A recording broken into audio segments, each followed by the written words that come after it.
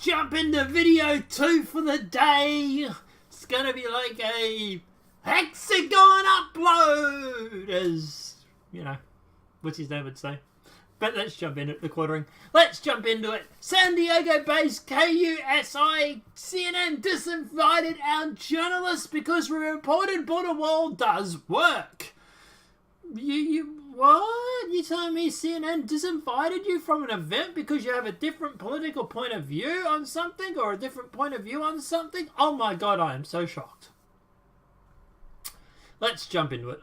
So KUSI News, a television news outlet based in San Diego, California, said Thursday that CNN invited and subsequently rescinded the invitation for it to provide a report to give a local view of the debate surrounding the border wall and government shutdown.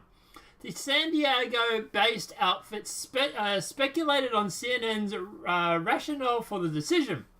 We believe CNN declined a report from KUSI because we informed them that most of the Border Patrol agents we have spoken to told us the barrier does in fact work. It seems like CNN only... Damn it, the end card's still up. Seems like CNN only seems to want to put out a certain point of view. Who would have thought? But anyway, we have continuously been told by Border Patrol agents that the barrier along the southern border wall helps prevent illegal entries, drug deals, and weapons from entering the United States, and the numbers prove it. So, close that. KUS News shared a segment of its programming related to CNN editorial move, writing on Twitter. Thursday morning CNN called the KUSI newsroom asking if the reporter could give them a local view on the debate surrounding the border wall and government shutdown. After we informed them about our past reports, they declined to hear from us. It's like they only want a certain point of view. Isn't it? Funny that, but let's keep going. As a sign of the times in this debate on the shutdown, CNN asked that the KSU would provide a report to offer our local viewers of the debate, especially in lean if the wall works in San Diego. Sandra Mass, KUSI offered our own Dan Plant, I might be mispronouncing, who has reported many times that the wall is not an issue here. In fact, most officials believe that it's effective, and the issues we're facing is the migrants and the debate over their treatment. Anna Laurel, knowing this, CNN declined to have us on their program, which often presents the wall as not required, or other places like the stretch of Texas border the president visited earlier today. They didn't like what they heard from us. Seems like CNN might be biased, eh? Who would have thought? Moving along. Thursday, we also saw CNN's Jim Acosta claim via Twitter, while placing his hands on the border wall composed of steel bars, not to see anything resembling a national emergency situation at the McAllen, Texas area of the border wall, where Trump will be today. And he got flamed hard for it because he basically proved the wall works himself. Breitbart's news reporter, Border and Cartel Chronicles Projects Director and Editor Brendan Darby noted via Twitter that Acosta's haphazard and improv selfie report lacked context regarding security threats in the area. Derby also asserted why news media outlets such as CNN opted against inviting him to offer analysis of the border security issues. Probably because you were going to go against their narrative. They're not CNN and mainstream media now. They're not news reporting. They are propaganda pieces. This is why people are turning into alternative media. I don't go through these, and I don't pick articles that are going to back up my point of view. I go through and I will have people from both sides if I can. I will talk about both sides of the argument, which is why I also have the CNN's point of view. But at the end of the day, I don't go into an article trying to prove my agenda. I just simply report on the news that's been reported, and then I give you my point of view at the end. And subsequently, this is why people like alternative media. This is why people are listening to us more than CNN and mainstream media. It's not hard to figure it out, but, you know, my narrative, I suppose, is more important to them than views, but whatever. On Thursday, Reuters reported the discovery of the charred remains of 22 people killed in a suspect gang battle in Mexico border town adjacent to where President Donald Trump met with border security officials. Breitbart News El Descaro Torres, I'm getting that name wrong, I apologise, explained in July 2015 how local politicians in border communities use misleading crime statistics to downplay the prevalence of crimes often related to the Mexico criminal cartels. CNN previously marked itself as the most trusted name in news. Bullshit. And currently slogan is facts first. Except for if those facts go against their narrative, then all of a sudden it takes a back seat. Look, at the end of the day, am I surprised that CNN disinvited these guys? No, it doesn't suit their agenda, so they probably wouldn't want them on their show. And we do have CNN confirms chorus report about border wall blow-off. So even CNN has come out and admitted it, reportedly. CNN has finally responded to their exploding scandal around the far-left cable news channels revealing border wall intentions with San Diego TV station KUSI this week.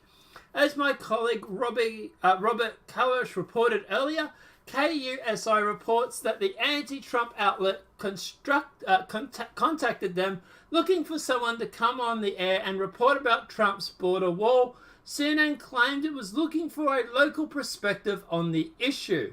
According to KUSI, once CNN discovered KUSI's past reports looking positively on the effectiveness of the local border wall, CNN ran away and wanted no part of the narrative. It's great credit to KUSI. Took to the air to inform their audience of this on Thursday morning. On Friday, CNN finally responded to the growing criticisms and mixed with the latest placement cable channel's imprudent tone. The statement is filled with fake news and confirmation of KUSI's report. Quote, "We called several stations to book someone for a show. We didn't end up booking any of them. That happens many times every single day. CNN's public relations team sniffed. We did, however, book a report from KSCU from a story on immigration and the border wall in November. This is a non-story." Yeah. So what I get from that statement is, yes, we sent out feelers for people that wanted to come on the show and talk about the border wall. But once we started getting too many people saying, yes, the wall actually does work, and people started going on about how we're not inviting people onto the show, we then scrapped it and just decided to do an op-ed. Yeah. Because you see, CNN have decided what is and is not a story. Funny that, but anyway. CNN closed the tweet with the huge... CNN closed the tweet with the haughty hashtag facts first and included an apple emoji, which refers to the fake news network's much maligned facts first campaign. So what we have here is CNN admitting to reaching out to KUSI and admitting not to booking anyone after hearing what KUSI had to say. But CNN is spinning this facts as it's a non-story as a suitable explanation. Oliver Darcy, who usually leads CNN campaigns to blacklist the network's criticism from social media, also ripped into KUSI with a tweet attacking Mike McKinnon, the president and general manager of KUSI, for daring to criticize CNN. Oh, how dare you! As you will see below, Darcy believes McKinnon's personal tweet means something or something. For people circulating that KUSU's video, here's what happened. And he's put up a tweet.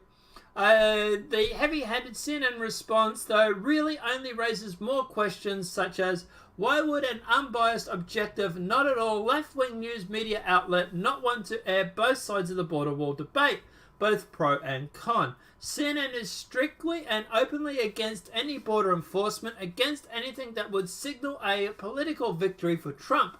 So why would a news outlet that poses an object not offered to the other side of the opportunity to express their thoughts, especially when the point of view could come from someone living in and reporting on a community living with a border wall? The responses to Darcy's tweets only further prove how all this is backfiring. You're proving that point, Oliver. Tim Poole, John Berman was arguing against the wall this morning. I didn't think you could have Berman saying things that said that and then act like CNN would consist of running. Sorry, John Berman was arguing against the wall this morning.